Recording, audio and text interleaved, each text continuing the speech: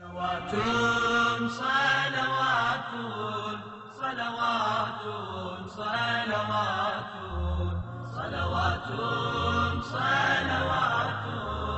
صلوات صلوات صلوات صلوات على محمد صلوات۔ امام علی نقی علیہ السلام شیعوں کے 10ویں امام تھے کہ جو عباسیوں کے زمانے میں امامت کے درجے پر فائز ہوئے۔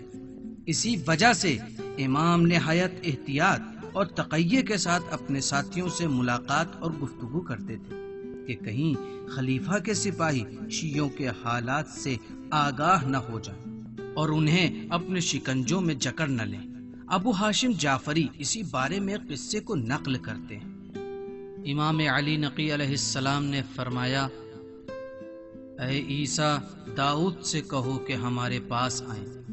حکم سراخوں پہ فرزند رسول۔ عیسیٰ داؤد کے گھر گئے اور داؤد کو امام کا پیغام پہنچایا۔ داؤد بہت تیزی کے ساتھ امام کے گھر کی طرف روانہ ہوئے، جبکہ امام اس کا انتظار کر رہے تھے۔ امام نے فرمایا، اے داؤد، اس لکڑی کے تختے کو لو، اسے عمری جو ہمارے ساتھیوں میں سے ایک ہے اس تک پہنچا دو اور اس تک ہمارا سلام بھی پہنچا۔ میرے آقا، کیا فقط اس لکڑی کے تختے کو اس تک پہنچاؤں اور آپ کا سلام کہہ دوں؟ کیا اتنا ہی کام ہے؟ امام نے فرمایا، ہاں، فقط اس لکڑی کے تختے کو اس تک پہنچا دو، والسلام۔ آپ کا حکم سراخوں پر میرے آقا، خدا حافظ۔ امام نے فرمایا، میں نے تمہیں خدا کی امان میں دیا، انشاءاللہ خدا تیرا محافظ اور نگہبان رہے گا۔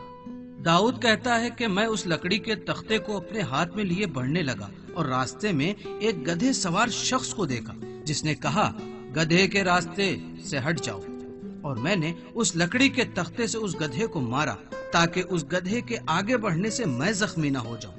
اچانک میں نے دیکھا کہ وہ لکڑی کا تختہ ٹوٹ گیا اور اس کے اندر سے بہت زیادہ مقدار میں خط باہر گر پڑے۔ میں نے فوراً اس لکڑی کے تختے کو اور ان تمام خطوں کو جمع کیا اور اسے اپنے پیراہن میں چھپا لیا، اور اس گدھے سوار شخص نے مجھے اور میرے مولا کو بھلا برا کہا، اور میں اپنے گھر واپس لوٹ آیا، اور میں نے تعجب سے دیکھا کہ عیسیٰ جو امام کا خادم تھا میرے گھر کے دروازے پر میرا منتظر ہے۔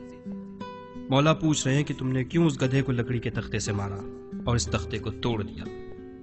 اس لکڑی کے تختے کے اندر کیا ہے اس سے میں بالکل بے خبر تھا۔ مولا فرماتے ہیں کہ تم کیوں ایسا کام کرتے ہو کہ تمہیں معافی مانگنی پڑے۔ خیال رکھو کوئی ایسا کام انجام نہ دو جس سے معافی مانگنے پر مجبور ہو جاؤ، اور اگر کوئی تمہیں برا بھلا کہے بھی تو اپنے کام سے کام رکھو۔ ضروری نہیں ہے کہ اس کا جواب دو یا اپنے آپ کو اسے پہچنواؤ، کیونکہ ہم ایسے ماحول میں زندگی گزار رہے ہیں کہ ہمیشہ ہم دشمنوں کی کڑی نظروں میں ہیں اور تمہاری ہر خبر ہم تک پہنچ جاتی ہے۔ امام اپنے زمانے میں نہایت احتیاط کے ساتھ اپنے ساتھیوں سے ملتے تھے تاکہ اپنے ساتھیوں کو دشمنوں کے شکنجوں سے امان میں رکھ سکے۔ صلوات صلوات صلوات صلوات صلوات صلوات